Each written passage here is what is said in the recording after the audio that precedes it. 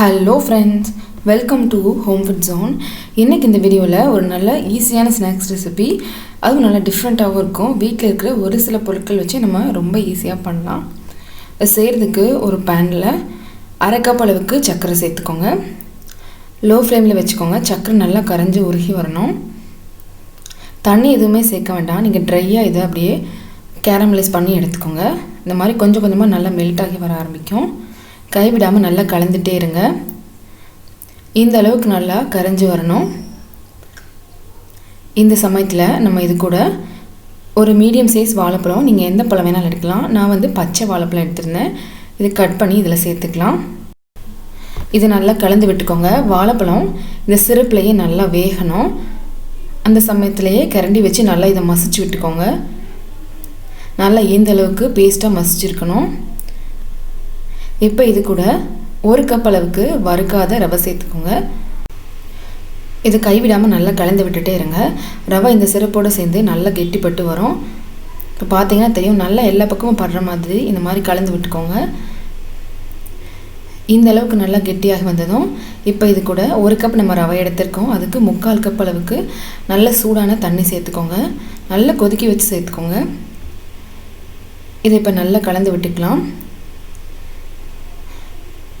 தண்ணியில் நல்லா ரவை வெந்து திரும்பவும் நல்லா நமக்கு ஒரு மாவு பதத்துக்கு வரும்.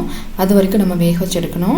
மீடியம் ஃப்ளேமில் வச்சு ஒரு 2லேருந்து 3 நிமிஷம் நல்லா இந்த மாதிரி கிளறி விட்டிங்கன்னா இந்த அளவுக்கு நமக்கு நல்லா மாவு மாதிரி வந்துடும்.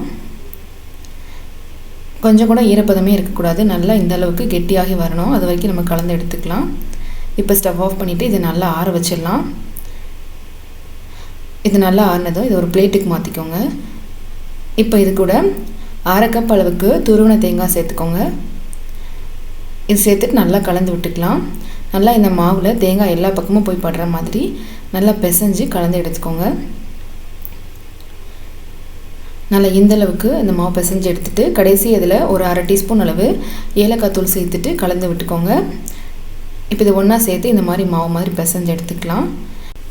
இதிலேருந்து ஒரு பெரிய லெமன் அளவுக்கு இந்த மாவு பிரித்து எடுத்துக்கோங்க. இது நல்லா ஸ்மூத்தான பால் மாதிரி உருட்டிட்டு இது மாதிரி நல்லா தட்டி எடுத்துக்கோங்க. இது பார்த்திங்கன்னா ரொம்ப மெல்லிசாகவும் இருக்கக்கூடாது, ரொம்ப தண்டியாகவும் இருக்கக்கூடாது. இந்த அளவுக்கு கரெக்டாக நீங்கள் தட்டி எடுத்துக்கோங்க. இதே போலவே எல்லாத்தையுமே செஞ்சு எடுத்துக்கோங்க. இப்போ இது நம்ம எண்ணெயில் போட்டு பொரித்து எடுக்கணும். எண்ணெய் நல்லா சூடு பண்ணிவிட்டு சிம்மில் வச்சுட்டு ஒன்று ஒன்றா உள்ளே சேர்த்துக்கோங்க. கொஞ்சம் நேரம் நல்லா வேக விடுங்க. ஒரு 30 செகண்ட் வரைக்கும் நீங்கள் கரண்டி போட்டு கிளறாதீங்க. ஓரளவு நல்லா செவந்து வந்ததும் இதை திருப்பி விடலாம். எல்லா பக்கமும் நல்லா செவந்து கிறிஸ்பியானதும் இதை நம்ம வெளியில் எடுத்துடலாம். ரொம்ப நேரம்லாம் எடுக்காது. ஒரு 2லேருந்து 2 நிமிஷம் வரைக்கும் டைம் எடுக்கும். இந்த அளவுக்கு நல்லா செவந்து வந்ததும் இப்போ இதை வெளியில் எடுத்துருங்க. சூடாக சாப்பிட்றதுக்கு ரொம்பவே அருமையாக இருக்கும். வெளியில் நல்லா கிறிஸ்பியாக உள்ள நல்லா சாஃப்டாக நல்லா டிஃப்ரெண்ட்டாக இருக்கும். கண்டிப்பாக இதே மாதிரி நீங்களும் செஞ்சு பாருங்கள். இந்த ரெசிபி உங்களுக்கு பிடிச்சிருந்ததுன்னா லைக் பண்ணுங்கள், ஷேர் பண்ணுங்கள், கமெண்ட் பண்ணுங்கள். கண்டிப்பாக ஹோம் ஃபுட் ஜோனுக்கு சப்ஸ்கிரைப் பண்ண மறக்காதீங்க.